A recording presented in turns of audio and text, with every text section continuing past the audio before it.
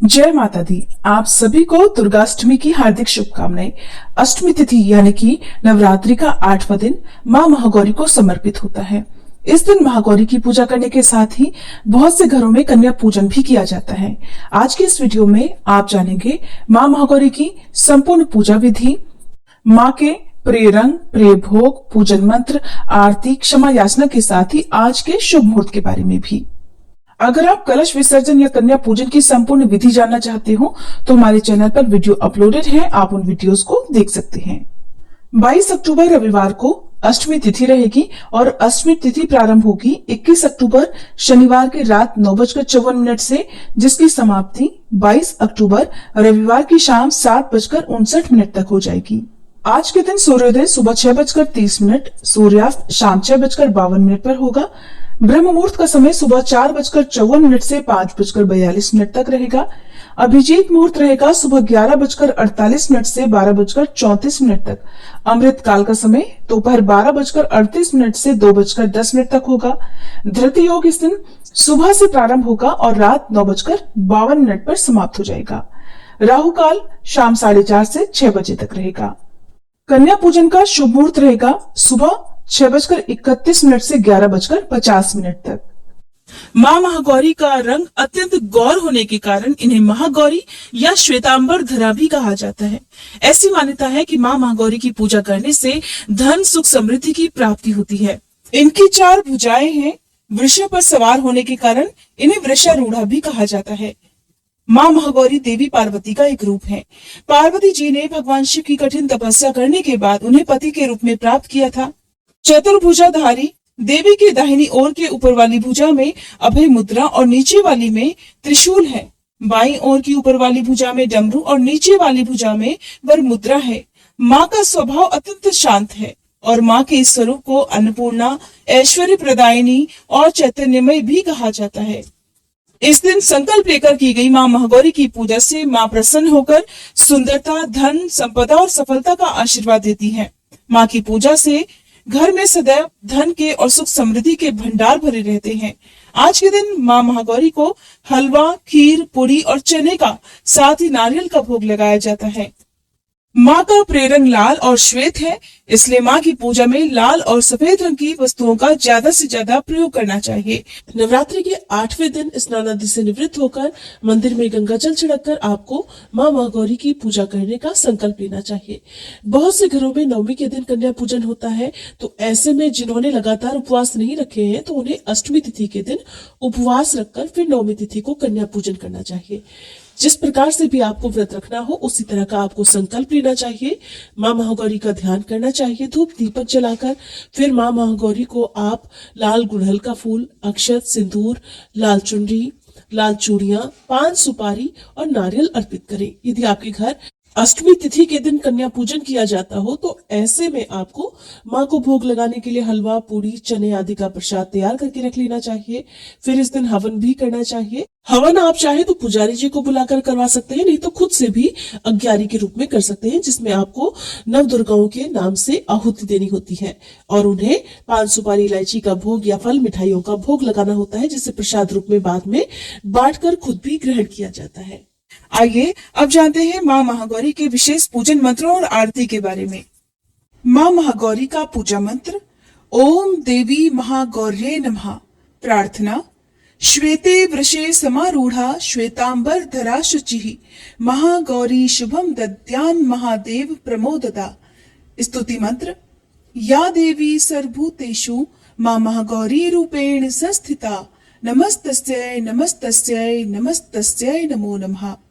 माँ की आरती: ओम जय जय महागौरी मैया, जय जय महागौरी।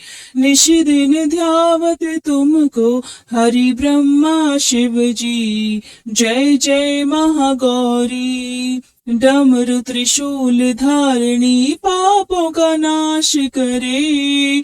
वृषभ वाहन पर विराजे माँ कल्याण करे। ओम जय जय महागौरी। श्वेत वस्त्र माता का छवि है मन भावन। सच्चे मन से पुकारो मैया देगी दर्शन। ओम जय जय महागौरी। गौर बन मैया का साधक रहे प्रसन्न, श्रद्धा पुष्प चढ़ाओ पावन कर दो मन। ओम जय जय महागौरी। अष्टमी नवरात्र में पूजा माँ की करो, माँ विपदा है मिटाती, माँ का ध्यान धरो। ओम जय जय महागौरी। अवतार लियो दक्ष के घर में लीला निराली की, शिव बैरागी कोई मोहिनी थी डाली। ओम जय जय महागौरी। शरणागत की रक्षक माता भवानी तुम, सुन लो माता अर्जी, आए द्वार तुम्हारे हम। ओम जय जय महागौरी। मंदिर में माँ तेरे सदा ही सुख बरसे, अन्न धन सब माँ पावे, अपूर्ण नर न रहे। ओम जय जय महागौरी।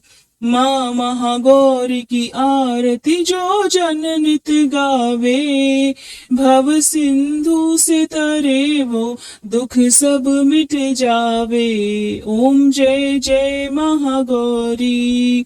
ओम जय जय महागौरी। मैया जय जय महागौरी। निश दिन ध्यावत तुमको हरि ब्रह्मा शिव जी। ओम जय जय महागौरी। मैया जय जय महागौरी। क्षमा याचना। हे परमेश्वरी, मेरे द्वारा रात दिन सहस्त्रों अपराध होते रहते हैं। अपनी भक्त समझकर मेरे उन अपराधों को आप कृपा पूर्वक क्षमा करो। हे परमेश्वरी, मैं आवाहन करना नहीं जानती, विसर्जन करना नहीं जानती तथा पूजा करने का ढंग भी नहीं जानती, क्षमा करो। हे देवी, हे सुरेश्वरी, मैंने जो मंत्रहीन, क्रियाहीन और भक्तिहीन पूजन किया है वह सब आपकी कृपा से पूर्ण हो। सैकड़ों अपराध करके भी जो आपकी शरण में जय जगदम्बे कहकर पुकारता है, उसे वह गति प्राप्त होती है जो ब्रह्मादि देवताओं के लिए भी सुलभ नहीं है। हे जगदम्बिके, मैं अपराधी हूँ किंतु आपकी शरण में आई हूँ। इस समय दया की पात्र हूँ, आप जैसा चाहे वैसा करो।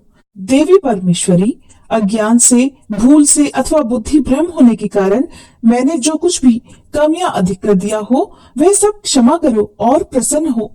हे सच्चिदानंद स्वरूपी परमेश्वरी, हे जगन्माता कामेश्वरी, आप प्रेम पूर्वक मेरी यह पूजा स्वीकार करो और मुझ पर प्रसन्न रहो। देवी सुरेश्वरी, आप गोपनीय से भी गोपनीय वस्तुओं की रक्षा करने वाली हो। मेरी पूजा को ग्रहण करो और आपकी कृपा से मुझे सिद्धि की प्राप्ति हो। प्रेम से बोलिए माँ महागौरी की जय। जिन भी भक्तों के घर में अष्टमी के दिन कन्या पूजन होता है, अगर आपने पूरे उपवास रखे हैं तब आपको अष्टमी के दिन कन्या पूजन सुबह सूर्योदय के बाद दोपहर से पहले पहले कर लेना चाहिए। कई बार लोग सारे व्रत ना रखकर केवल पहला और आखिरी व्रत रखते हैं। ऐसे में जिन भक्तों के घर में कन्या पूजन अष्टमी तिथि को होता है, उन्हें सप्तमी तिथि को उपवास रखकर अष्टमी तिथि को कन्या पूजन करना चाहिए। नवरात्रि की अष्टमी तिथि को माँ महागौरी की पूजा आप सच्चे मन से करें। संकल्प लेकर पूजा का आप विधि विधान से तैयारी करें और आपको ध्यान रखना है कि सबसे पहले भोग माँ को लगाया जाता है। अगर आपके घर में हवन होता है तो अष्टमी तिथि को पहले आप हवन करें, उसके बाद ही कन्या का पूजन करें। भूले से भी कलश विसर्जन या चौकी जो है वो कन्या पूजन या फिर हवन करने से पहले नहीं हटाई जाती है। आज की पूजा परिवार के सभी सदस्यों को मिलकर करनी चाहिए। जिनके घर में अष्टमी के दिन कन्या पूजन होता है, उन्हें माता रानी से आज के दिन अपनी मनोकामना पूर्ति के लिए प्रार्थना तो करनी ही चाहिए, साथ ही अब तक की गई पूजा पाठ को या अब तक रखे गए उपवासों को स्वीकार करने की प्रार्थना भी करनी चाहिए। साथ ही आप आज के दिन जो भी भोग लगाए इसे परिवारजनों में प्रसाद रूप में जरूर बांटें और आप जो कन्या भोज करते हैं, कन्या पूजन करते हैं, उसमें आपको विशेष सावधानी जरूर बरतनी चाहिए। ध्यान रखें जो कन्याओं की उम्र है वो 2 से 5 वर्ष के बीच की होनी चाहिए। अगर आपको 7, 9 या 11 कन्याएं ना मिले तो आपको जितनी भी कन्याएं मिल जाए आप उन्हीं को विधिवत पूजन करके उन्हें दान दक्षिणा देकर विदा करें। कन्याओं की संख्या हमेशा विषम रखी जाती है, जैसे कि 1, 3, 5, 7, 9 या 11। साथ में एक बटुक भैरव की पूजा के बिना कन्या पूजन अधूरा रहता है। तो आप एक बटुक भैरव को, जिनकी उम्र भी 2 से 5 वर्ष के बीच में होनी चाहिए, पूजा करते समय जरूर बिठाएं। सबसे पहले आप छोटी कन्या का सबसे पहले पूजन करें, उसके बाद से बाकी कन्याओं का पूजन करें और बटुक भैरव की पूजा सबसे अंत में करें।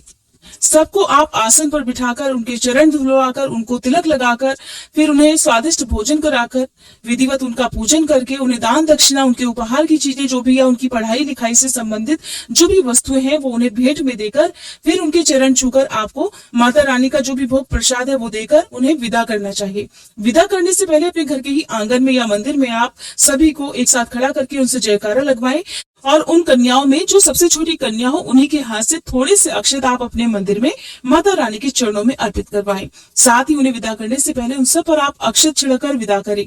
इसके साथ ही आप माता भगवती से प्रार्थना और क्षमा याचना दोनों करें, ताकि पूजा पाठ में, कन्या पूजन में यदि आपसे कुछ भी कमी या ज्यादा हो गया हो तो उसके लिए माता रानी आपको क्षमा कर सके। जो व्रती हैं, जो कि अष्टमी के दिन कन्या पूजन करने के बाद व्रत का पालन कर लेते हैं, उन्हें सारी विधि समाप्त करने के बाद ही खुद भोजन ग्रहण करना चाहिए।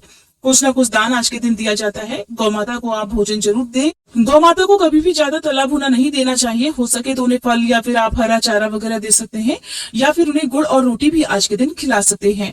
आसपास के देवी मंदिर में जाकर माँ भगवती का आशीर्वाद प्राप्त करने के लिए एक घी का दीपक माँ के मंदिर में जलाएं। उन्हें लाल चुनरी या श्रृंगार की सामग्री अर्पित करें।